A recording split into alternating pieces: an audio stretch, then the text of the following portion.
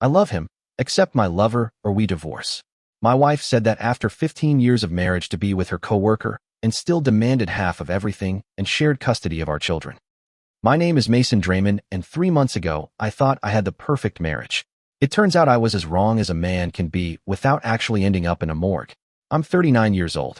I work as an IT project manager for a mid-sized tech company in the Dallas suburbs. And I used to believe my wife Sarah loved me. I used to believe a lot of things, actually, like that 15 years of marriage meant something. That vows were not just pretty words you say in front of your relatives, that when your wife starts working late every Tuesday and Thursday, she is really working. The first crack in my perfect little world appeared on a rainy October afternoon. I was in my home office dealing with a project timeline that made about as much sense as an ashtray on a motorcycle when I heard Sarah laugh in the kitchen. It was not her polite, engaged laugh or her tired, after-work chuckle. This was different, intimate, the kind of laugh she used to reserve for me when we were dating. I slipped to the doorway and saw her leaning against the counter, phone pressed to her ear, twirling a strand of her blonde hair around her finger like a teenager. She was wearing the red dress I bought her for our anniversary, the one she said was too fancy for everyday wear. "Stop it. You're terrible," she whispered into the phone, her voice dripping with flirtation. "What if he hears you?" My stomach dropped like a stone in deep water. Mason was talking about me to someone else, someone who apparently said things that made her giggle like a schoolgirl. I backed away silently, my mind racing. 15 years of marriage, and I had never heard her mention my name to someone else with that tone, as if I were an obstacle, a problem to be worked around. That night, after Sarah left for her book club meeting, which suddenly seemed suspicious as hell, I did something I had never done before. I went through her things. Her laptop was password protected, naturally, but Sarah was not exactly a cybersecurity expert. Her password was our anniversary date, the same as it had been for years. Within 10 minutes, I was scrolling through her emails, feeling like a creep, but unable to stop. What I found made me wish I had stayed ignorant. Dozens of emails to someone named Trent Willis. Trent worked in Sarah's HR department. Apparently, the first few emails were professional enough, meeting schedules, policy discussions, the usual corporate nonsense, but as I scrolled down, they became progressively more personal. "Thanks for lunch today? I haven't laughed that hard in months. Mason is working late again. Sometimes I wonder if he even notices I exist. You make me feel alive again, and then from just 2 weeks ago, I can't stop thinking about yesterday. When can we see each other again?" Before we dive deeper into this story, I have a small request. Please subscribe, like, comment, and hit that emotion button to boost this channel so more people can discover these incredible Reddit stories. I sat there in my dark office, staring at the screen, feeling as if someone had reached into my chest and rearranged my internal organs. 15 years, 2 daughters, a mortgage, a life built together, brick by brick, and she was throwing it all away for some guy named Trent. The worst part is I was not even surprised. Deep down, I had known something was wrong for months. Sarah had become distant, critical, always finding fault with everything I did, the way I loaded the dishwasher, the shows I watched, the fact that I preferred beer to wine. Little cuts day after day, until I started to believe that maybe I really was as disappointing as she made me feel. But now I knew the truth. It was not that I was disappointing, it was that I was in the way. I printed the most incriminating emails and hid them in the safe in my office. Then I cleared the browser history. Sarah came home around 11, smelling of wine and another man's cologne. She kissed me on the cheek absently and went straight to bed without a word. I stayed up until dawn, staring at the ceiling, planning. The next morning, Sarah was her usual self, polite, efficient, emotionally distant. She made coffee for herself, but not for me. She packed lunches for our daughters, Chloe and Maddie, and checked her phone constantly while pretending to read the morning news. "Working late again tonight?" I asked casually, buttering my toast. "Probably," she said without looking up. "Big project coming up, you know how it is." I knew how it was, all right. Her big project was about 6 feet 2 inches. He had a gym membership and apparently no moral compass. Chloe, our 14-year-old, looked between us with the sharp perception that teenagers develop when their parents' marriage starts to crack. "Dad, can you give me a ride to Jessica's after school?" Mom said she'd be too busy. "Of course, sweetheart." I ruffled her dark hair, so much like mine. "And you, Mad, need a ride anywhere?" Our 10-year-old shook her head, concentrating on her cereal. Mad was the sensitive one, the peacemaker. She had been quieter than usual lately, probably picking up on the tension between Sarah and me. After the girls left for school, Sarah gathered her things for work. She was wearing a new blouse I did not recognize, and her makeup was more elaborate than usual. Dressing up for Trent. No doubt. "Have a good day at work," I said, watching her carefully. She paused at the door, her hand on the knob. For a moment, I thought she might say something real, something honest. Instead, she just nodded and left. I waited until her car disappeared around the corner, then I called in sick to work. I had some research to do. Finding information on Trent Willis turned out to be embarrassingly easy. The man had no sense of privacy. His social media profiles were wide open, full of gym selfies and photos of expensive dinners at restaurants I could not afford. He was divorced, no kids, and judging by his posts, spent most of his free time trying to impress women with his car, a red Mustang that probably cost more than my annual salary. He was also, I had to admit, exactly the kind of man Sarah would find attractive, tall, muscular, with a kind of confident smirk that suggested he had never doubted himself for a single day in his life, everything I was not. But here is the thing about guys like Trent Willis. They are usually only as smart as they think they are, and they definitely do not expect the boring husband to fight back. I spent the rest of the day planning my next move. Sarah thought she held all the cards, but she was about to learn that 15 years of marriage had also taught me a few things about her weaknesses. That night, Sarah came home 2 hours later than usual, her hair slightly mussed and her lipstick gone. She claimed she had dinner with colleagues after work, but she could not meet my eyes when she said it. "How was your day?"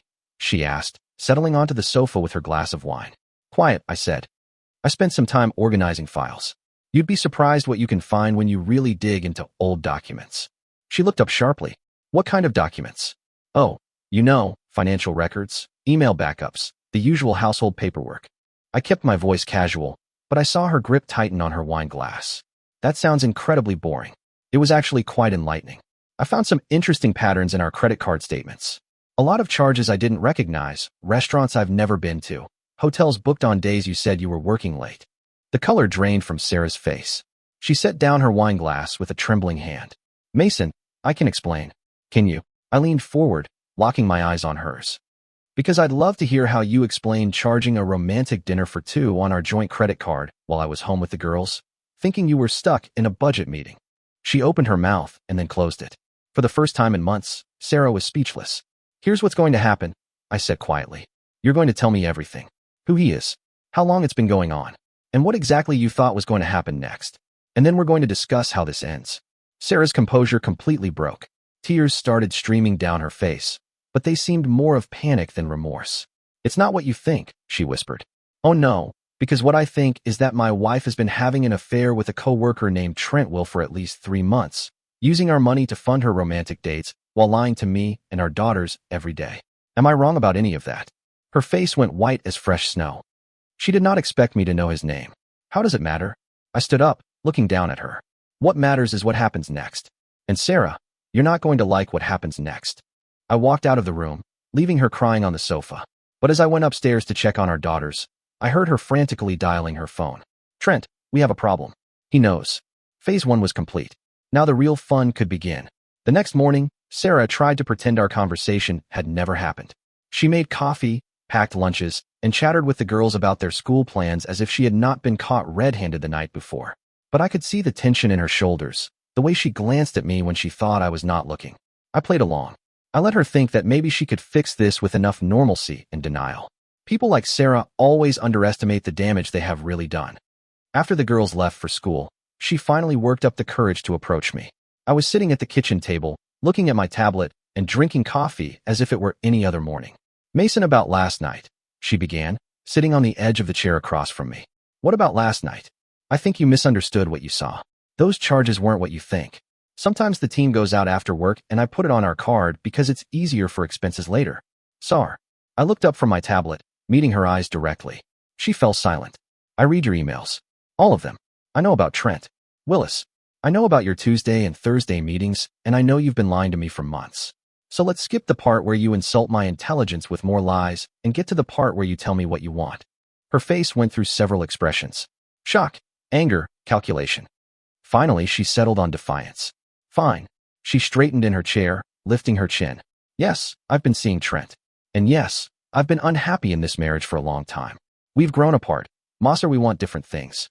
We're different people than we were 15 years ago. Interesting theory. When did you decide we'd grown apart? Before or after you started having dinner dates with your coworker? It's not that simple. It is exactly that simple. You made a choice.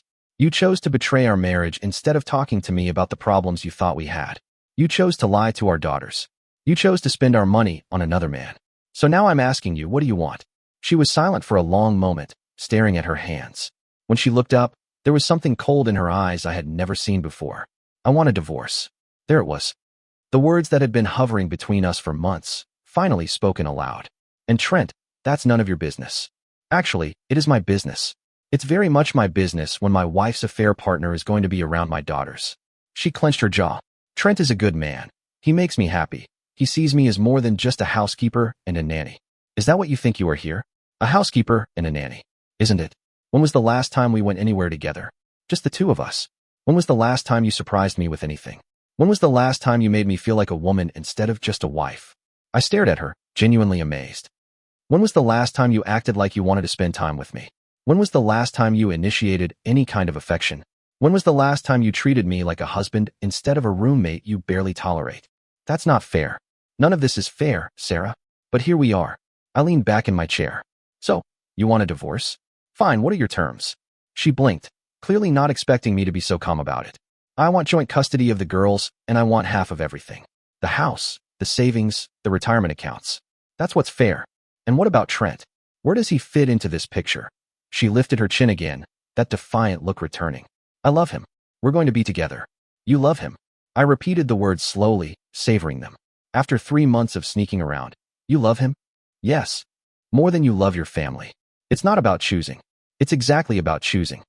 You chose him over us. Over me, over Chloe, over Mad, over the life we built together. I stood up, walking to the window. Here's the thing, Sarah. You seem to think you can have it all. You can have your exciting new boyfriend and still get to keep half of everything I've worked for. You can blow up our family and still be the good guy in the movie. I'm not trying to be the good guy. I'm trying to be happy. I turned to her.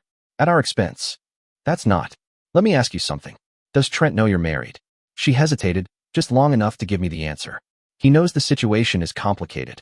Does he know you have 2 daughters who think their mother is working late every Tuesday and Thursday? Mason, please. Does he know you've been using your husband's money to pay for your dates with him? Her face flushed. It's not like that. It is exactly like that. You've been stealing from our family to fund your affair, and now you want to be rewarded for it with half of everything. I shook my head. That's not how this works. What do you mean? I pulled out my phone and showed her the screen. It displayed a folder labeled Evidence with dozens of files. I mean, I've documented everything, every lie, every charge, every email. I have enough evidence to make your life very complicated in a divorce proceeding.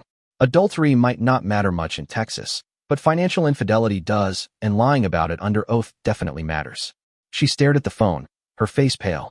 You've been planning this? I've been protecting myself. Something I should have started doing months ago.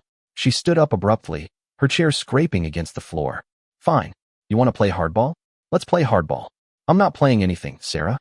I'm just not going to let you destroy our family and walk away with a reward. Our family was already destroyed. You just didn't notice. No, our family was destroyed the moment you decided Trent Willis was more important than your marriage vows. She grabbed her purse and headed for the door. I'm going to work. We'll continue this conversation later. Actually, we won't. She paused, her hand on the doorknob. What? I said we will not continue this conversation later. We're done talking. You can't. I can and I'm. You want a divorce? Fine. You'll be hearing from my lawyer. Mason, be reasonable. I'm being reasonable. I'm giving you exactly what you asked for. I went to the hall closet and pulled out 2 suitcases, the ones we'd used for our last family vacation when we were still pretending to be happy. I've packed some of your things. The rest will be boxed up and delivered wherever you want it sent. She stared at the suitcases as if they were venomous snakes. You can't kick me out of my own house. It's not your house anymore. It's my house where I live with my daughters. You made it very clear you'd rather be somewhere else. The girls, they'll be told that mom decided she needed some time to think about what she really wants, which is true, isn't it? Tears started to stream down her face again, but this time, they looked real. I never wanted it to happen this way. Yes, you did. You just thought you could control how it played out. I picked up the suitcases and put them by the door. You thought you could have your affair, your divorce, and your fresh start. And I'd just go along with whatever you wanted because that's what I've always done. You thought I was too weak, too stupid, or too dependent on you to fight back. That's not true, isn't it? When was the last time I said no to you about anything that mattered? When was the last time I stood up for myself instead of just trying to keep the peace? She did not answer. You got used to thinking of me as a pushover. Well, surprise, I'm not. I opened the front door and gestured to the suitcases. Your boyfriend is waiting, isn't he? I'm sure he'll be happy to help you figure out your next move. She picked up the suitcases with trembling hands. This isn't over, Mason. Yes, it is. You just don't know it yet. She walked out, and I closed the door behind her. Then I threw the deadbolt and slid the security chain. Through the window, I saw her load the suitcases into her car.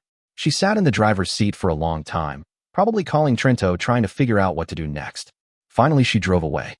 I went into my office and opened my laptop. I had a lot of work to do before the girls got home from school. Sarah's first mistake was thinking I would change my mind overnight. Her second mistake was underestimating how much our daughters had already figured out. I picked up Chloe and Mad from school that afternoon, and we stopped for ice cream on the way home. It was something Sarah never had time for, too busy with her work projects. Dad, Chloe said carefully, spooning a mouthful of mint chocolate chip into her mouth.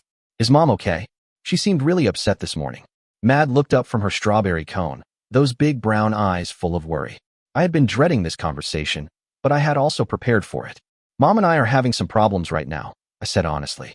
Grown-up problems that have nothing to do with you two, but I want you to know that whatever happens between your mother and me, we both love you very much. Are you guys getting a divorce? Chloe asked bluntly.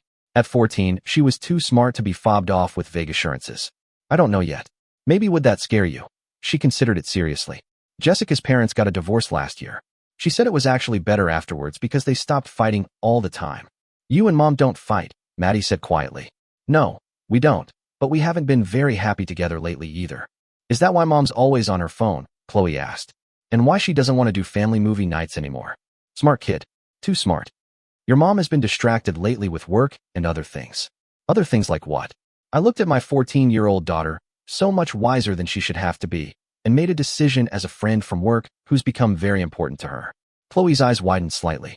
She was old enough to read between the lines. We finished our ice cream in a contemplative silence. When we got home, Sarah's car was in the driveway. She was sitting on the porch steps with her suitcases looking like a lost little girl. When she saw us, she jumped up and rushed towards us. Girls, I'm so glad you're home. I was worried. Mom, what are your suitcases doing outside? Mari asked. Sarah shot me a venomous look. Your father and I had a disagreement this morning. He thinks I should stay somewhere else for a while. Why? Chloe asked, looking between us. Why? Because your mother has decided she'd rather spend her time with someone else. I said quietly. Someone from work. Sarah's face went white. Mason, don't what? Don't tell them the truth. They're not stupid, Sarah. They've noticed you're never here. I've been working. No, you haven't. I pulled out my phone and showed her the screen. I called your office this morning. I spoke to your assistant. Very interesting conversation. It turns out you haven't worked late a single Tuesday or Thursday for the past 2 months. In fact, you've been leaving early on those days. The girls looked at their mother with dawning comprehension. Mom, Chloe's voice was small. Is Dad telling the truth? Sarah's composure finally broke completely. She sank onto the porch steps and started to sob. It's complicated, honey. You wouldn't understand. I understand you lied to us, Chloe said, her voice harder than I'd ever heard it. I understand you've been sneaking around and lying about where you were. Chloe, please. Is it true? Maddie asked as tears started to roll down her cheeks. Do you have a boyfriend?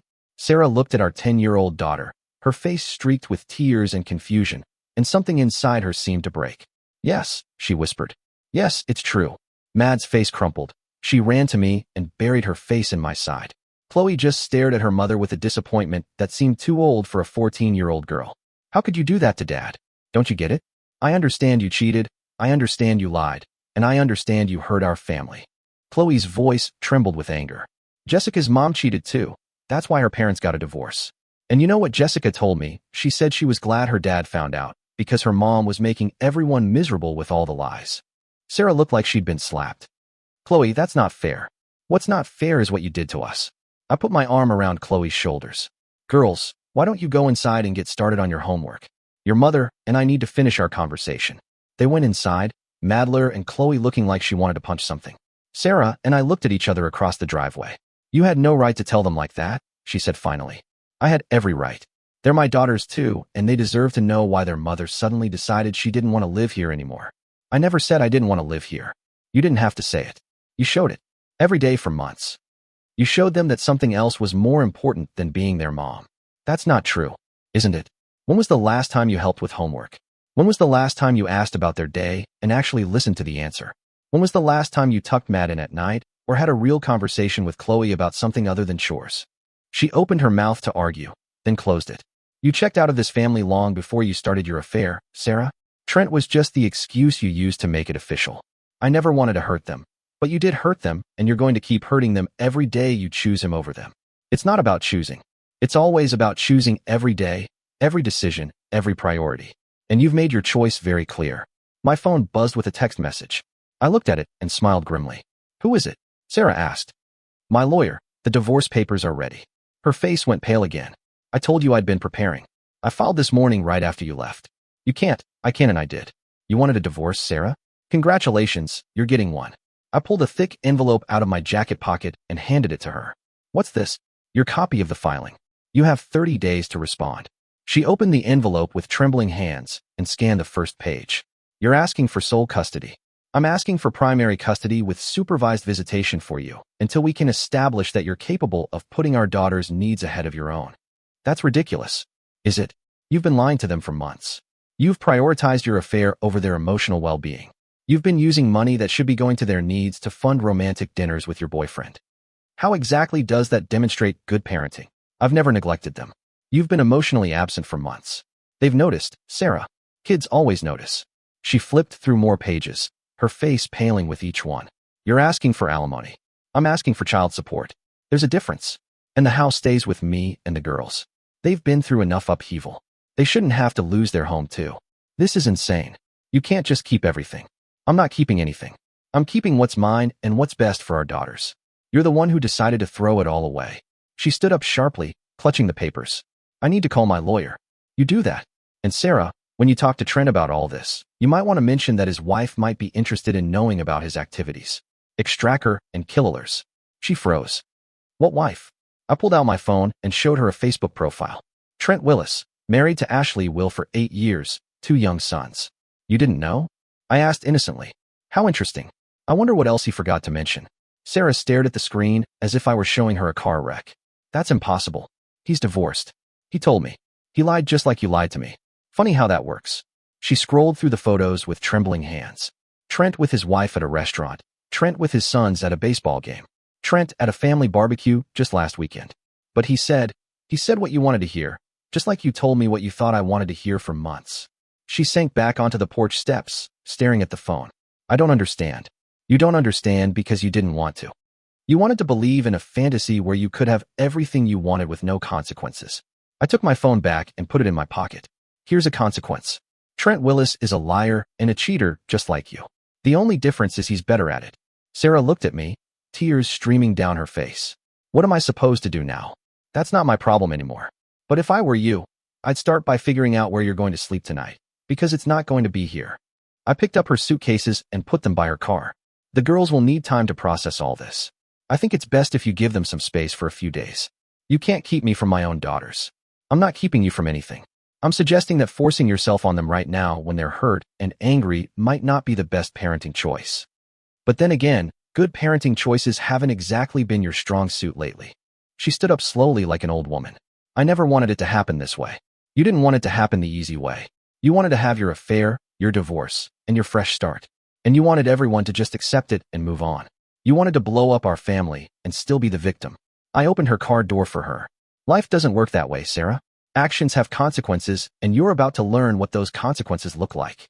She got in the car without another word. I watched her drive away. Then I went inside to check on my daughters. They were in the living room pretending to do homework, but obviously listening to every word of our conversation. Is Mom coming back? Mata asked. Not tonight. Maybe not for a while. Good, Chloe said fiercely. I don't want to see her right now. I sat down between them on the sofa and put my arms around them. It's okay to be angry. It's okay to be hurt. It's okay to be confused. What happened is not your fault, and it doesn't mean either of us loves you any less. Will she choose him over us? Mari asked. I thought about that question carefully. I don't know, sweetheart. I hope not. But if she does, that's her choice, and it says something about her, not about you. What if she tries to make us live with him? Chloe asked. That's not going to happen. I promise. We ordered pizza for dinner and watched a movie together, just the 3 of us. For the first time in months, the house felt peaceful, but I knew the peace would not last. Sarah would not go quietly, and Trent Willis was not going to like having his perfect life exposed. The real war was just beginning. Sarah's lawyer called me the next morning. Janet Morrison, a family law specialist with a reputation for being thorough and expensive. I was not surprised Sarah had hired her. It was exactly the kind of power move she would think would intimidate me. Mr. Draymond, I represent Sarah Draymond in your divorce proceedings. I'd like to discuss a settlement before this gets contentious. I thought it was already contentious when your client started having an affair. My client's personal relationships are not relevant to the division of marital assets. Actually, they're very relevant when those relationships involved spending marital assets on someone else without the spouse's consent. There was a pause. Sarah had not told her lawyer about the financial infidelity. Interesting. Perhaps we could meet in person to discuss the details. I'm sure we'll have plenty of opportunities to discuss details. My lawyer will be in touch. I hung up and immediately called my own lawyer, David Shun. We had gone to college together, and he specialized in exactly the kind of messy divorce Sarah was about to experience. Mason, I got your documents. This is pretty cut and dried. She doesn't have much of a negotiating position. She thinks she does. She hired Janet Morrison. Morrison is good, but she can't work miracles. Your wife made some very bad choices, and you documented them well. The financial stuff alone is going to significantly hurt her case. And custody. With the evidence you've provided, I'd say you have an excellent chance of getting primary custody. The girls are old enough for their preferences to carry weight, and according to your notes, they're not happy with their mother right now. They're not. Chloe barely spoke to her yesterday, and Mad cried herself to sleep. That's unfortunate, but it supports our case. The court's primary concern is the best interests of the children. Okay, what's our next move? I file our response to any settlement offer, and we wait for her to make the first mistake. She's already made plenty of mistakes. I mean legal mistakes. Right now, she's probably panicking and making emotional decisions. Emotional decisions lead to tactical errors. He was right. Sarah called that afternoon, crying and begging me to reconsider. Mason, please, we can fix this. We don't need lawyers and courts and all this ugliness. We needed to fix it before you started lying and cheating. It's too late now. It's not too late. I made a mistake, but we can fix it. And Trent, there was a long pause. I'm not seeing him anymore. Oh no. Since when? Since I found out he lied to me too. I almost felt sorry for her. Almost. So, now that your lover turned out to be a fraud, you want your plan B back. It's not like that. It's exactly like that. You wanted to trade up, and when that didn't work out, you decided maybe your old life wasn't so bad after all. I love you, Mason. I know I messed up, but I love you. No, you don't. You love the security I represent. You love having someone to fall back on when your exciting new life doesn't work out. But you don't love me. That's not true. When was the last time you told me you loved me and meant it? When was the last time you looked at me like you were happy to see me? When was the last time you treated me like someone you wanted to be with instead of someone you were stuck with? She could not answer. You checked out of this marriage months ago, Sarah. The only reason you want back in now is because you're scared to be alone. I'm scared of losing my family. You already lost your family. You threw it away for a man who was using you in the exact same way you were using me. Please, Mason, give me another chance. I gave you 15 years of chances. They're all used up. I hung up and blocked her number. But Sarah was not done trying. She showed up at the girls' school the next day, trying to pick them up early. The office called me immediately. I had already put them on alert about the custody situation. Mr. Draymond. Mrs. Draymond is here asking to take the girls home. She seems upset. Don't release them to her. I'm on my way. I arrived to find Sarah in the principal's office arguing with Mrs. Patterson about her parental rights. They're my daughters. You can't keep me from taking them. Actually, we can, Mrs. Patterson said calmly. Mr. Draymond provided us with documentation that shows custody is currently in dispute. Until that's resolved, we follow his instructions as the custodial parent. Sarah turned when she saw me, her face streaked with tears and mascara. Mason, please, I just want to talk to them. You can talk to them during your supervised visits once the court establishes them. Supervised visits. They're my daughters. They're our daughters, and right now they don't want to see you. Forcing the issue isn't going to help your case. Mrs. Patterson cleared her throat diplomatically. Perhaps this conversation would be better continued elsewhere. Sarah followed me out to the parking lot, still pleading. This is insane. You're poisoning them against me. I'm not poisoning them against anyone. They're old enough to understand what you did, and they're reacting accordingly. They'll forgive me. Kids are resilient. Maybe they will, but forgiveness isn't the same as trust, and trust isn't the same as wanting you to be in their lives. You can't keep them from me forever. I'm not keeping them from you. I'm protecting them from more emotional harm while you figure out if being their mother is actually important to you. Of course it's important to me. Is it because when you had to choose between your family and Trent Willis, you chose Trent? When you had to choose between your daughter's emotional well-being and your own selfish desires, you chose yourself. Why should they believe that's changed? She looked at me as if I were speaking a foreign language. I made a mistake. You made a series of deliberate choices over a period of months. Those weren't mistakes, Sarah. They were decisions. People can change. Can they? Because 2 days ago you were telling me how much you loved him and how unhappy you were in our marriage. Now, suddenly you love me again and want to save our family. Which version is the real you? You opened her mouth to answer, then closed it. The real you is the woman who spent 3 months lying to her daughters so she could sneak around with a married man. The real you is the woman who was willing to destroy her family for someone she barely knew.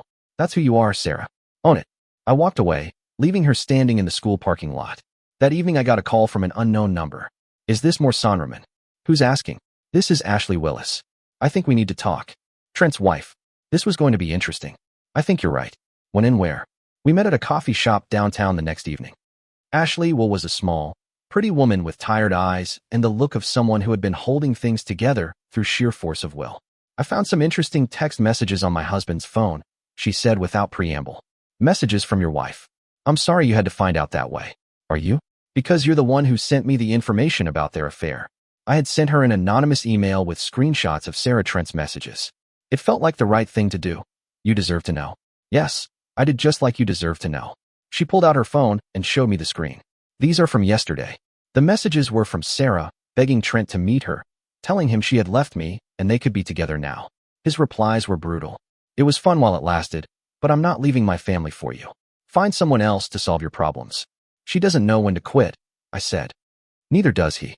This isn't his first affair, but it will be his last. You're divorcing him. I'm taking him for everything he has, and I'm going to make sure everyone knows exactly what kind of man he is. She pulled out a thick folder and slid it across the table. Copies of everything I found. Phone records, credit card statements, hotel receipts, emails. I thought they might be useful to you. I flipped through the documents. It was a treasure trove of evidence. Why are you helping me? Because your wife isn't the only victim here. My children are victims. Your daughters are victims, and I'm tired of selfish people thinking they can destroy families without consequences. What are you going to do? I'm going to make sure everyone at their office knows exactly what they've been up to. I'm going to make sure everyone in our social circle knows. I'm going to make sure their reputations are as destroyed as they tried to make our families. I liked Ashley Will. If you need any help with that. Actually, I do. There's a company party next weekend. The big annual shindig. All the employees and their families.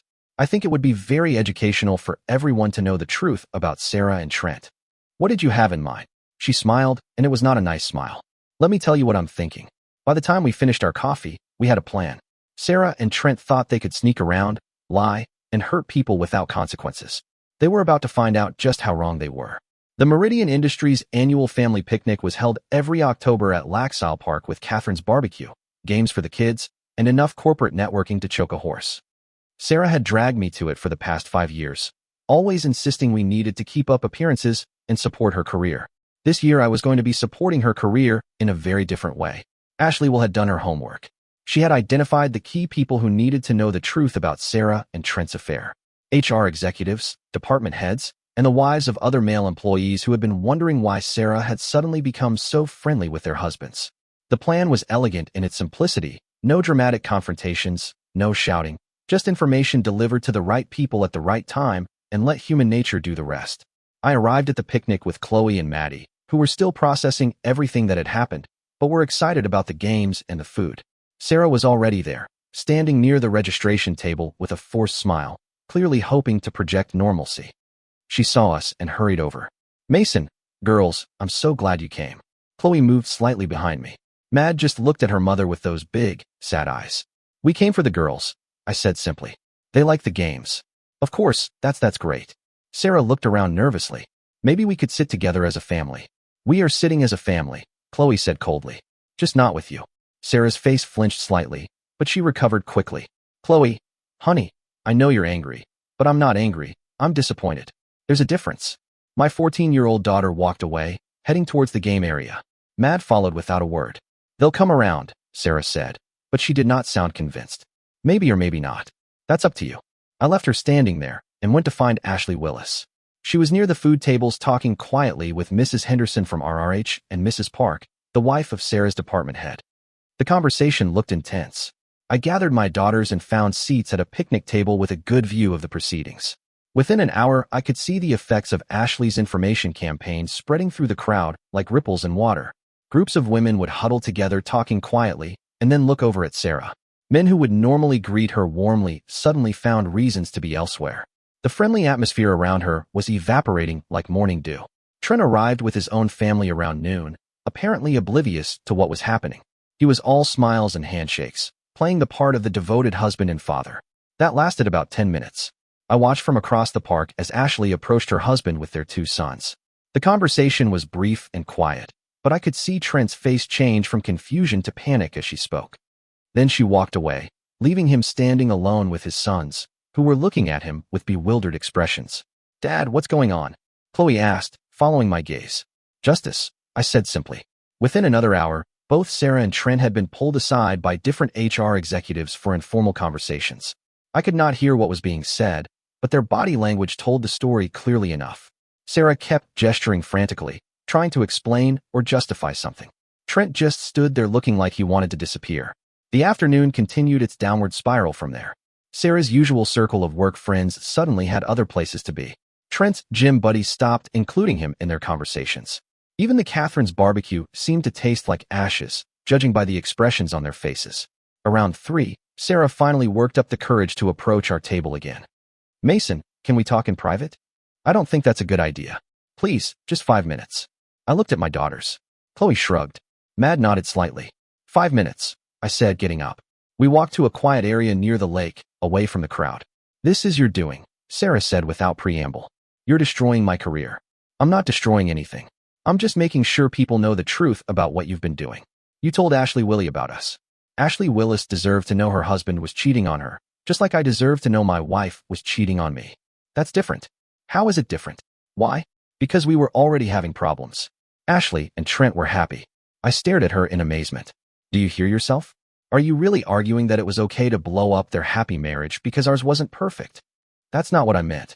"That's exactly what you meant. You've convinced yourself that your affair was justified because you were unhappy, but somehow their marriage was supposed to be sacred. I never wanted it to go this far. You never wanted to get caught. There's a difference." She looked around, at the picnic where people were still talking in small groups and casting glances in our direction. "Everyone's staring at me." "Yes, they are, because they've just found out that someone they trusted has been lying to everyone for months. I can't go back to work after this." "Probably not. Actions have consequences. Sarah, you made choices, and now you get to live with the results." "And the girls, what about their college funds? What about our future? You should have thought about that before you decided that Trent Willie was more important than your family." Her face crumpled, and she started to cry again, but this time it did not feel like genuine remorse.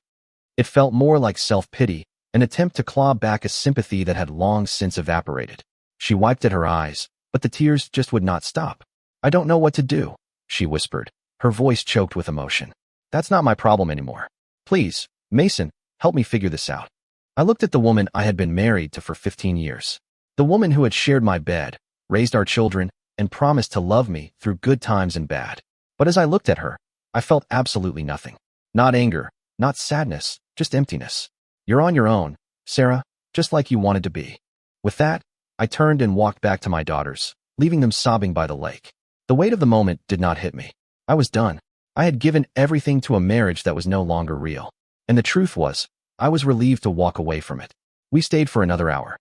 Just long enough for the girls to finish the games they wanted to play and to have some surprisingly good barbecue.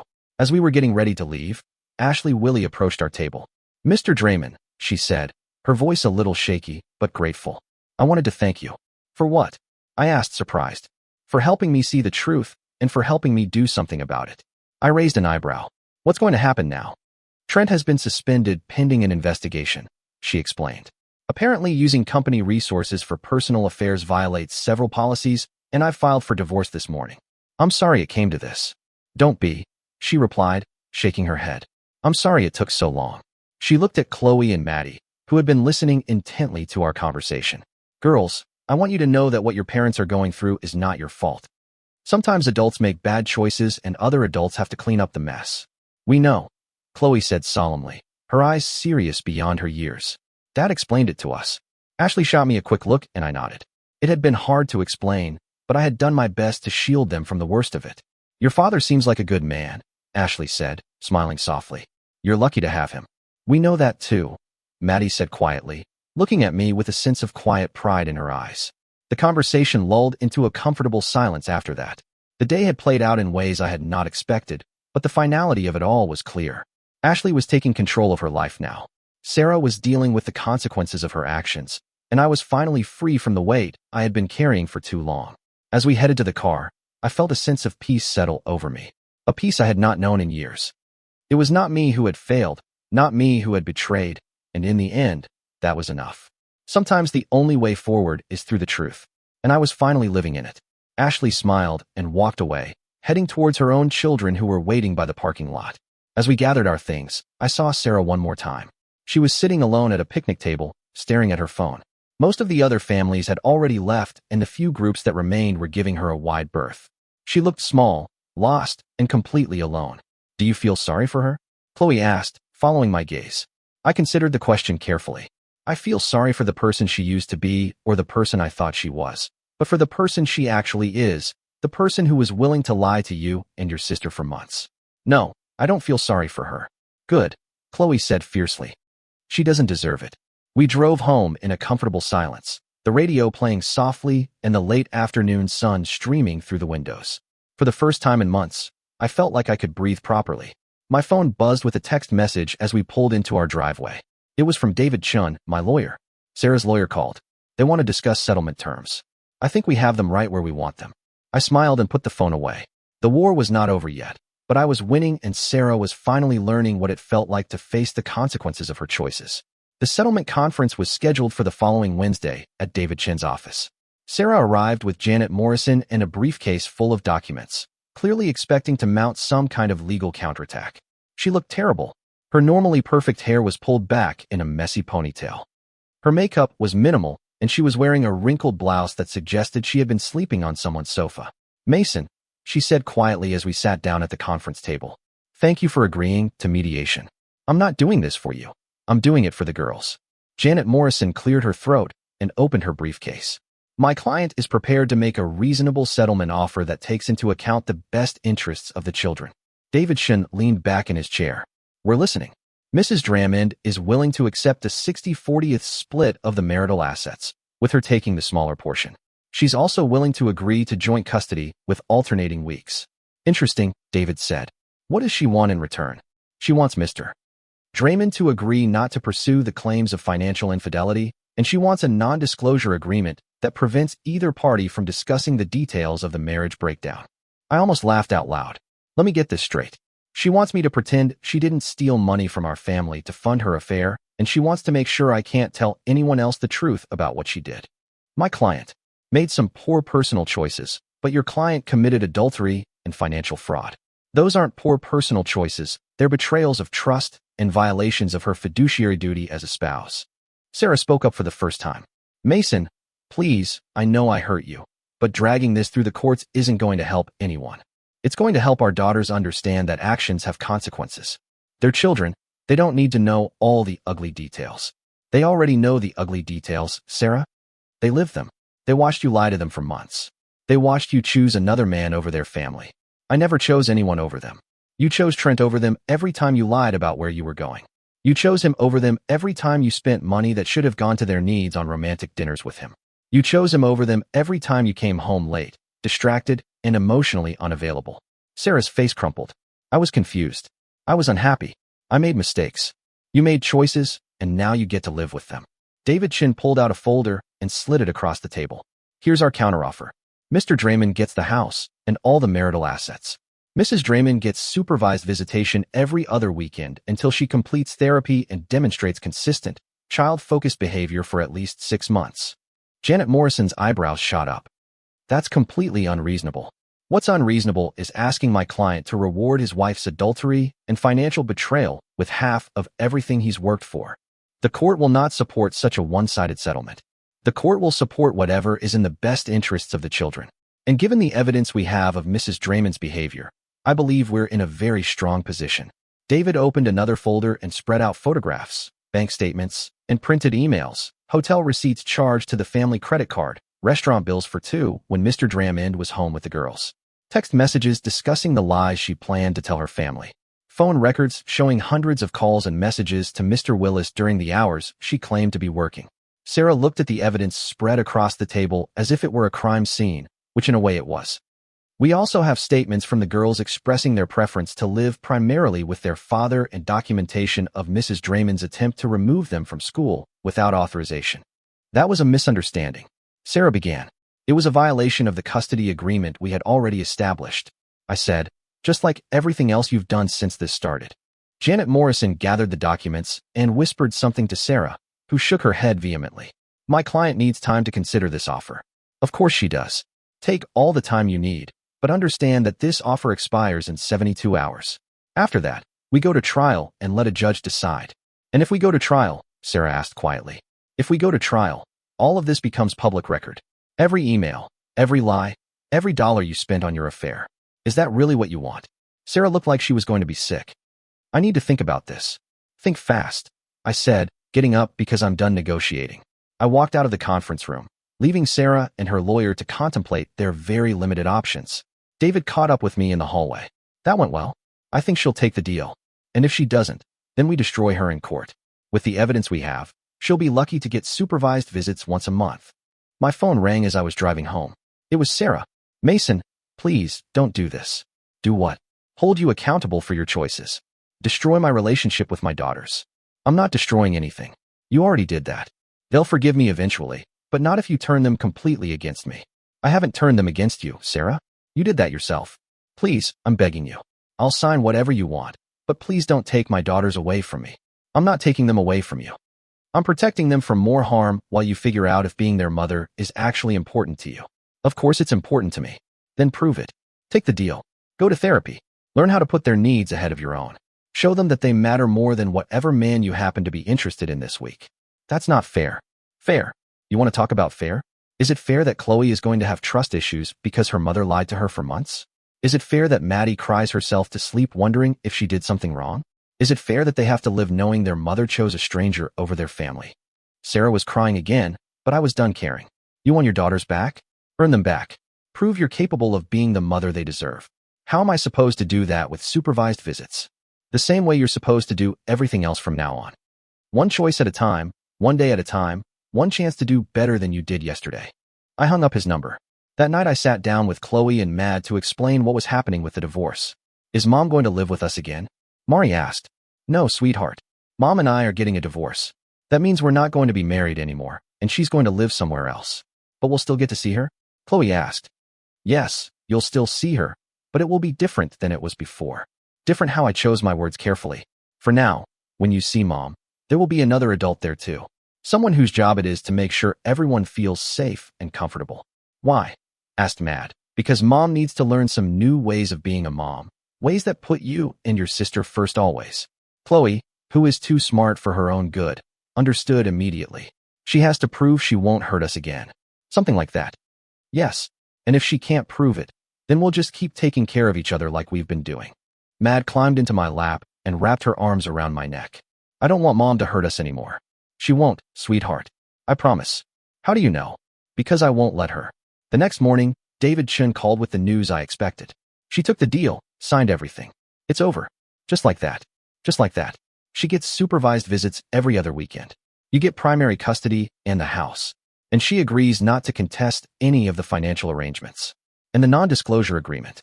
She dropped that demand. I think she realized it was better to take the settlement quietly than to risk having everything aired out in open court. So it's really over.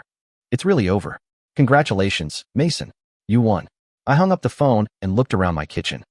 My kitchen, in my house, where my daughters would grow up safe, loved, and free from the chaos their mother had created. I did not feel like celebrating. I felt tired, sad, and relieved, all at the same time, but mostly I felt free. That afternoon I picked the girls up from school and took them for ice cream again. It was becoming our tradition, a small ritual of normalcy in the midst of all the upheaval. Dad, Chloe said, spooning a mouthful of mint chocolate chip into her mouth. Are you happy? I considered the question seriously. I'm not happy about what happened to our family, but I'm happy that we're going to be okay.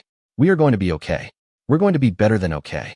We're going to be honest with each other, and we're going to take care of each other, and we're going to build something good out of what's left. And Mom, what about her?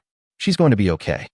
I looked at my daughters, these incredible little people, so resilient, So knowing who had been through so much and were still able to care about someone who had hurt them. I don't know, sweetheart. I hope so. But that's up to her now. I hope so too, said Matt quietly. Even though she hurt us. That's very grown up of you, sweetheart. Dad, Chloe said. Yes, thanks for protecting us. Thanks for being worth protecting.